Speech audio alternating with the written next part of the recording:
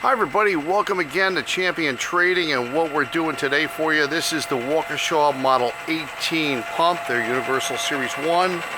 We have just finished rebuilding it. It has a new Euro drive on it, stainless steel base as you can see, all bearing seals, all components of the pump. And we only do these if the lobes themselves and the housing are still in good condition and usable. Has a variable speed drive here, AC frequency from Automation Direct. Using our little recirculating test tank here. Give you a look, we're running at full capacity as you see that now. The book rates it at about 20 GPM, 18 GPM, of course, in accordance with the model number. We have lots of pumps like this and do offer these type of services on any of our used pumps. All are tested in good operating condition, but we can go further for you and rebuild them.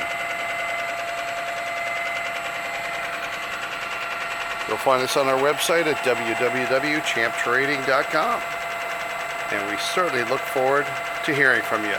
Thanks for joining us for this video today.